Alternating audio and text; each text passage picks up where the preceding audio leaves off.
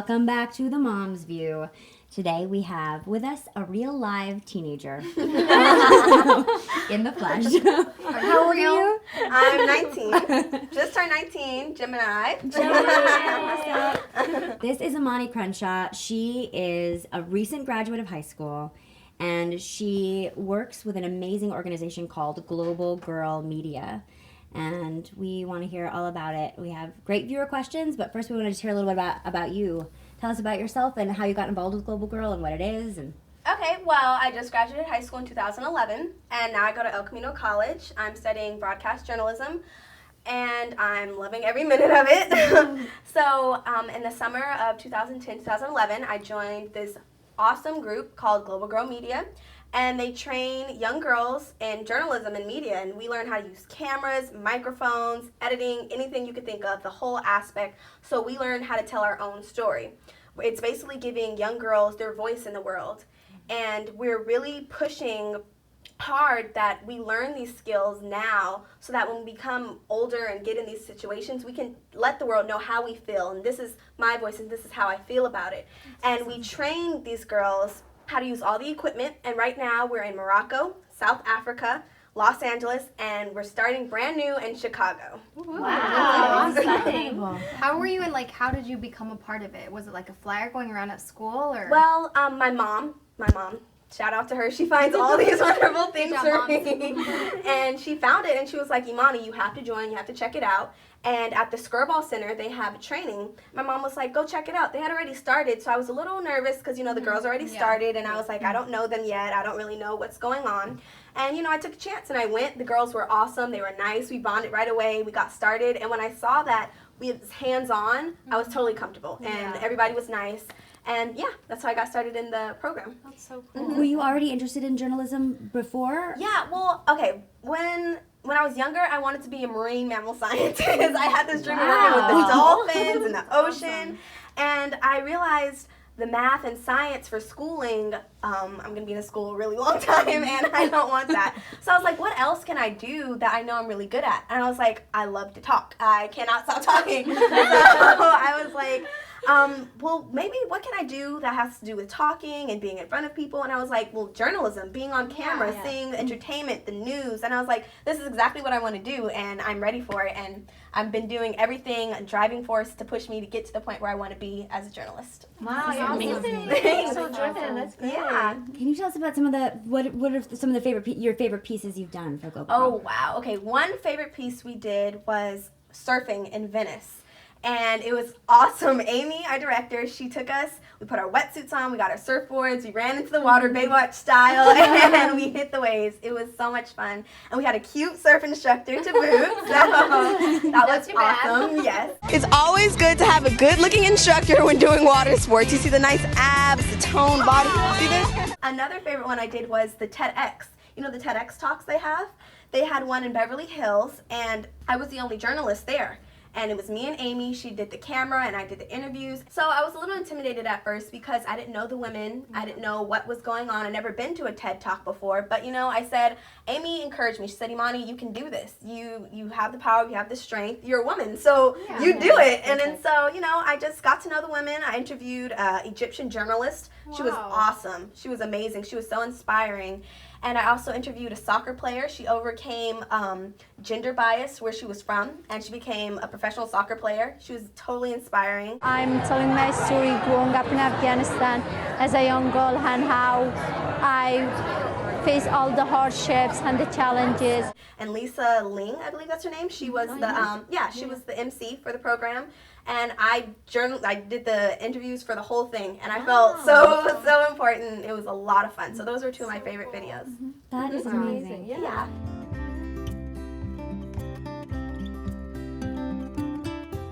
You have such amazing confidence and poise and an incredible presence.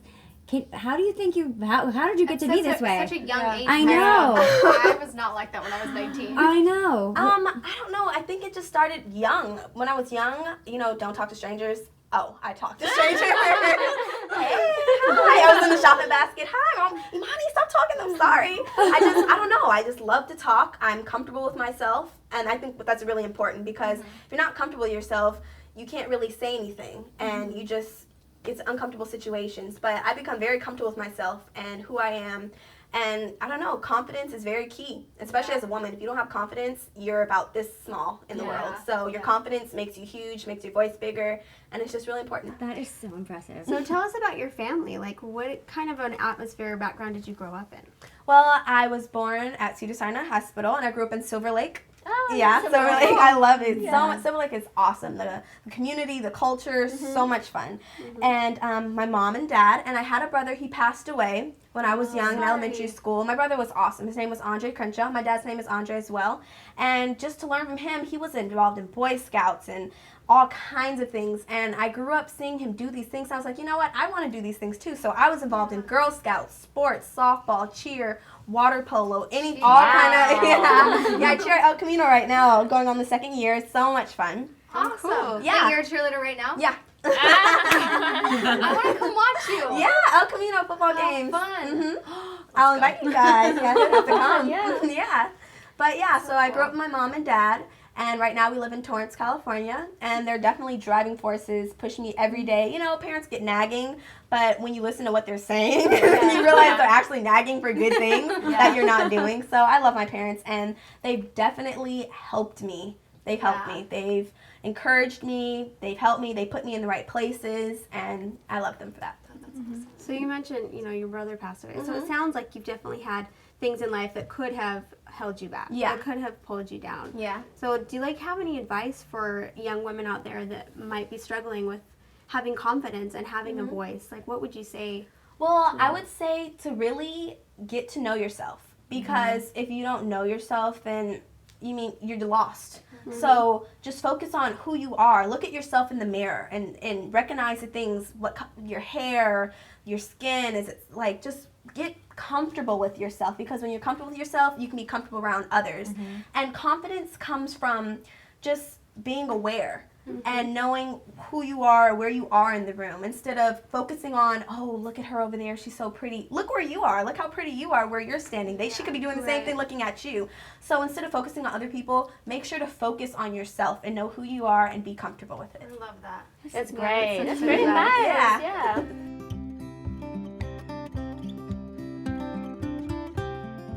So Imani, are there any people in your life or in the media that have inspired you to get to where you are today? Yeah, definitely. Beverly White, and I actually got in contact with her. Really? I joined the Black Journalists Association, and they have all different journalists from filming to print to newspaper, all different people, and I go to their meetings every month. And Beverly White was the president at that time, and I got to know her. And I was like, Beverly, I love what you do, and I want to know if I can get a tour of the studio. And she was like, yeah, definitely. I couldn't believe how, open she was. And because on TV, she looks, serious and stern. And, some people, when they ask for help, they're like, oh, I'm too busy, She was definitely not like that. She's an awesome person. She was so nice. So I met her at the studio, and she took me on a tour of the entire place. I met everyone from everyone. It was so much fun. Everybody was like, oh, hey, what's up? It was so cool. It was a lot of fun. Don't you think that some of that, though, comes from, you had the confidence to go talk to her, right? Yeah. She was probably like, whoa. Do you feel like Global Girls changed the way you think about traveling? Are you in touch with some of the other girls in other countries? Definitely. We video chat with the South African girls, and we had to wake up super early because they're on 2 different time zones. But yeah, we had a chance to video chat with them, and they're so enthusiastic, because opportunities out there, are limited, and they don't have the things we take for granted. For them, it's amazing to have. So they're so enthusiastic about Global Girl Media, and the opportunity to be able to hold a camera and tell their story is just so beautiful for them, and it's awesome to be able to communicate with them. And the Moroccan girls are having a lot of fun, and I'm sure the Chicago girls they'll be ready. Yeah.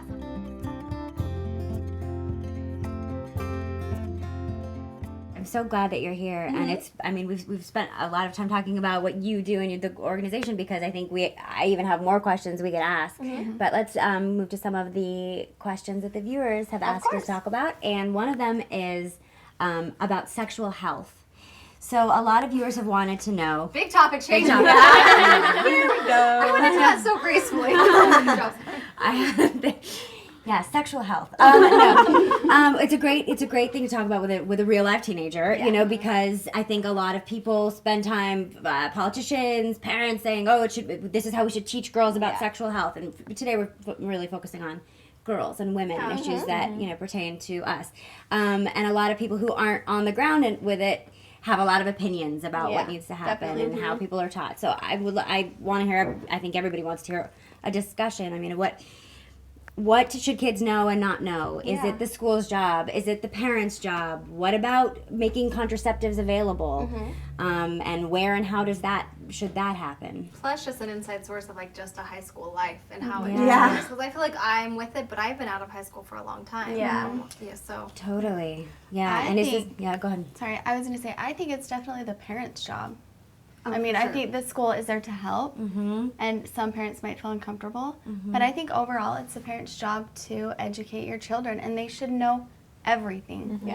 That's the way I feel. I agree with that 100%, and I've said this 100 times, but working in a school, like, I think coming from the school side, you realize that some kids don't have that blessing in their life to have parents who care, or are too busy, or they don't have a good family structure to inform them of things like sexual health and why it is important. And I think most cases that's why kids fall into trouble, because they come from a weak family structure where there was, you know, no bringing up for us. So sometimes in cases I think it is good that the school takes that responsibility, because those kids don't have that choice and that back force of a parent saying you should and should not do that. And it's also important for the school because when it comes into play with religion and culture, it's taboo, it's forbidden. You don't talk about it, we don't discuss it, you don't do it. Even if you don't know what you're doing, you don't do it. So it's really important for the school.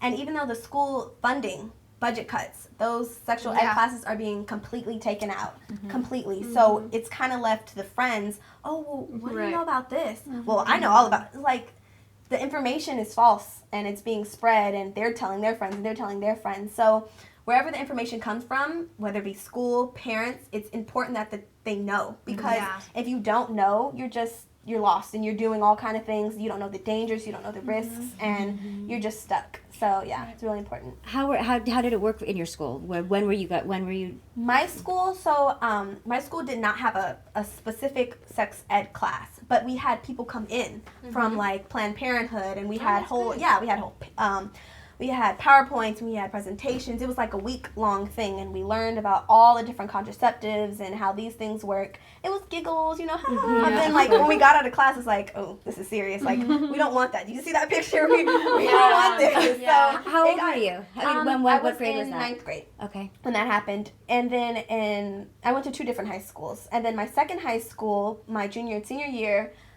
there was no really class on it. It was I feel like it should be even younger than that. Yeah, like middle school. No. Middle school, you'll be surprised. When I talk to my cousins, how do you know that? Where did you hear that from? No, it's shocking. And they're getting it from friends, not from the school. Yes.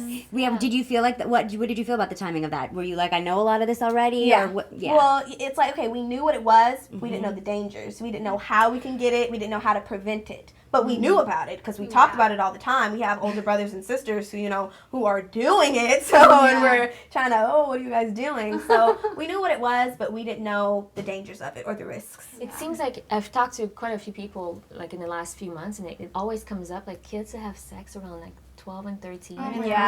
Global Girl Media actually did a video on, I believe she was 13 when she got pregnant.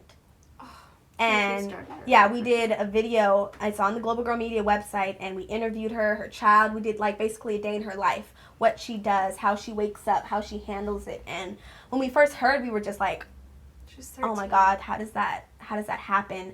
And as we got to know her, we were just like, wow, like we felt for her, and she was strong. Surprisingly, she had to be strong. Her parents, they were strong for her too, as well. And if you watch the video on Global Girl, you'll be shocked about her story. My advice to the other teenage moms or about to be teenage moms, I would give them an advice to keep their head up, to don't let nobody put them down no matter what. Just think about their babies and just try to succeed in what you want to be in the future or what you want to do in the future. That's why I feel it should be younger in school before Yeah. the kids are active. Yeah. So by the time you're 15, you're aware of it. And like contraception, it's kind of like an interesting subject. Yeah. Because I feel like some parents, if they allow their little girls to be on pills or whatever, they would think that it's because they're going to be sexually active. Yeah. But Right. you want to, I don't know, I feel like you have to inform them. Right. And some parents, they just don't want to think about it. That's you know, it's it. like They- my it's- baby they girl, wanna my close baby boy, their I eyes. just, they're Yeah. fine, they're not doing it. I'm sure of it. So do you feel like your parents had good communication with you about that? Like, did Definitely. you know?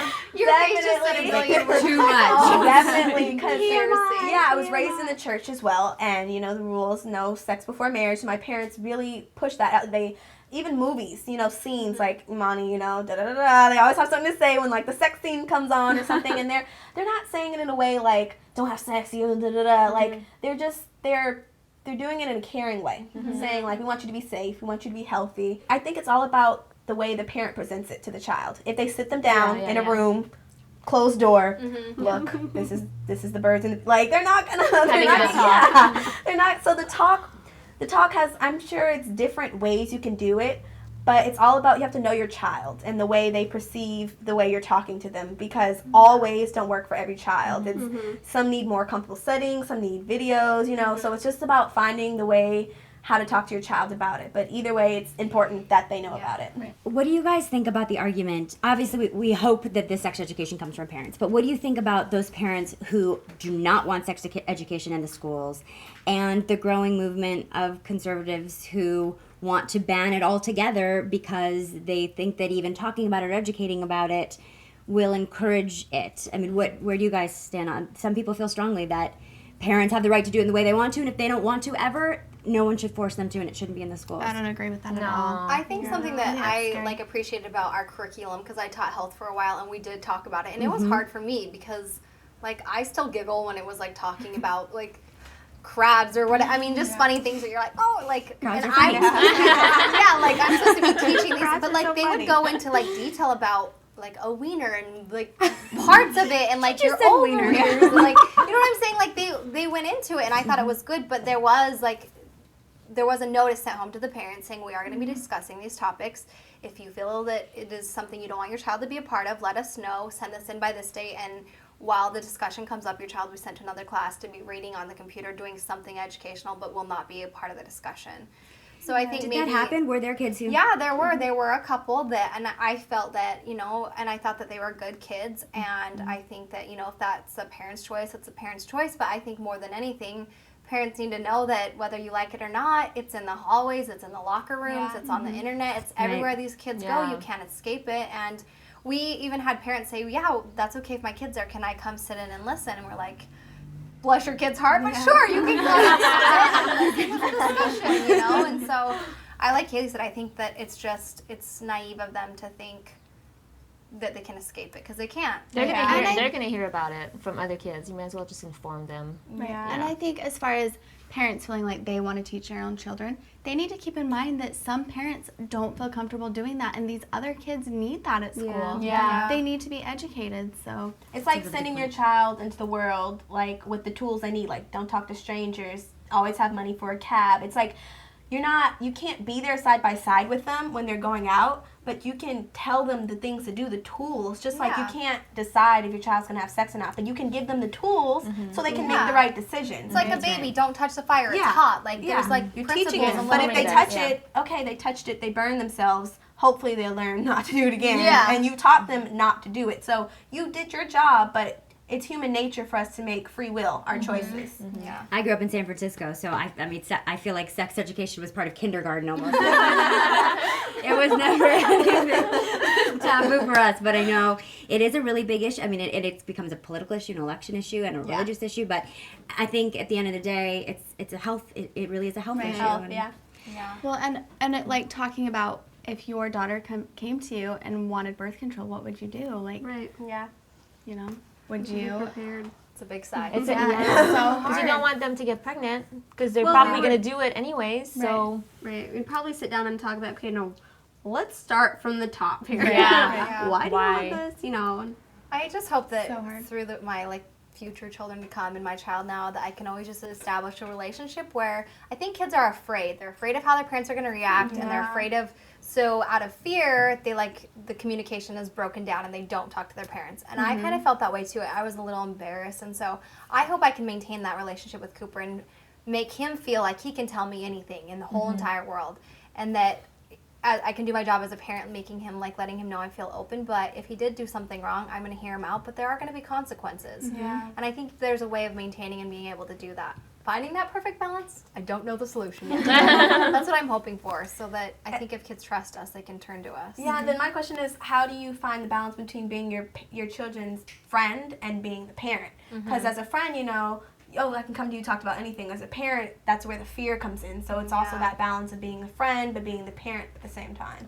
So I think that's where the discipline comes in. Like, you sit and hear them out, but it's when Cooper gets in trouble now, I'm like, so you know why you're in timeout, and you understand that. And he's like, yeah, I understand. So he knows why he's receiving the punishment, and he not necessarily agrees with it, but he knows why he's getting it, instead of just like, you're grounded, I'm not talking to you. It's easier when they're 4 than when they're going to be 16. I know. I can't really comment because I don't really know yet. I know. It'll be really interesting to watch, you know, to see it actually unfold and on the internet. Let's take a viewer question, shall we? The Peace Scarf asks, I honestly would love to hear the mom's view touch upon the topic of feminism. Do you think it's appropriate for women nowadays to be stepping into their own, moving away from glass ceilings and breaking down these social institutions? It's a really interesting question, and I actually think that what Global Girl is doing, and even the topic of sexual health, for me, they are feminist issues because they have to do with bringing to light concerns that are particularly feminine, that are particular to women and to girls, and issues that often girls bear the brunt of if handled incorrectly. It is still true that we're the ones that carry the baby if we aren't taught about what that means. What do you guys think? Feminism. I think it's kind of necessary now. You know, we have to keep progressing and fighting and climbing all of these ladders to get to where we want to be. I mean, we have to do that because it's heartbreaking to think of things that you're dealing with that those things are still going on in the world. Like we were talking a little bit earlier about some things that are going on, and it's heartbreaking. So I feel like even us here in the United States, we have to keep doing what you're doing and fighting for women all over the world, not only just here. Yeah, and with the glass ceiling thing, the reality is men, sometimes they make more money. Same position, but more money. So women, I feel like we have to work extra hard. We have to take that extra step. We have to climb a little harder, run a little faster, just to make it there. And we have to constantly work to stay there. So it's really important. It's to keep moving and keep driving towards that. And I don't think unfortunately, I don't think it'll ever stop, but we just have to keep working towards it. I just, like we kind of said earlier, the feminists who are like overly stepping their boundaries, that think they're better than men. Like, I never think that that's okay, because I think we're all created in the same level, same image of, you know, that's my personal belief. But I think, why not? You know, why should I get paid less if I'm doing the same job as you? But feminists get a bad mark sometimes, though, because from the things they've done, it's like feminists, we get this picture in our head, and it's just, it's not always that way. I think, in fact, it usually isn't that way. San Francisco, my mom was one of the first women sociologists, and I've been trained to really own and be empowered by the word feminism. And I remember in high school being really scared to join. I forget what we called it, but it was like the women's, I don't want to say it was Women's Issues Club. It was something not as stupid as that, but something that was like, and I was really embarrassed and scared because I had a boyfriend. I knew his friends were going to be like, what? She hates men. She wants to cut her whatever up. But I remember my mom showing me in the dictionary that feminism, I think it literally means, I'm probably going to be wrong now, but this is what I remember. Feminism means the belief in and the fight for the belief that women and men are equal. And then I went around telling everyone's a feminist. I told my boyfriend, you're a feminist. You may not realize, at least you tell me you are to take me out on Friday night. Tell me you think men and women are equal, right? I think most of the people in our lives would, I think it's rare now to say that somebody wouldn't at least state that they believe that men and women are equal, but yet still so many people are afraid to claim feminism because I think there's been also a portrayal of feminists as hairy armpit, unfeminine, bra burning. Like, what's wrong with hairy armpits, Sarah? I was just gonna say, I think that's a good point that you made, that it's not really about men are better than women or women are better than men, but it's just humanity in general just striving for excellence, like as conjoined together and not being like, that's like, I don't know, I guess you could call it sort of racist. It's like, we don't like you because you're this way, and we don't like you because you're this way. It's like, let's all just work together to strive for excellence and equally, I think men just need to know more about women. Like I'll read comments of people that are like, I'm a guy and I'm watching this, and like, good for you. You're gonna learn so much about women and how we think and just the way we perceive things. And you just have to be informed, like what we are. And I think then you have more affinity for. You'll just appreciate women more. Sometimes you have comments like, go back in the kitchen. And I'm like, oh. Okay.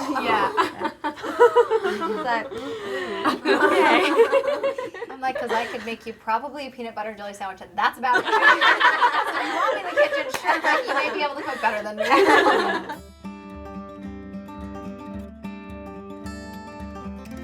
What do you think is the biggest issue facing young women and girls today? The pressure, like, in magazines, and the pressure to be a certain way and look a certain way and have a certain image. And I loved what you said about looking at yourself in the mirror and just noticing like your skin and your face and loving what you see, because that's the only you're gonna have. You won't ever look. I'll never look like Carly. Oh, as much as I want to. Just kidding, I'm owning it. But just loving yourself and being able to say, you know what, I'm beautiful. Yeah, confidence. Yeah.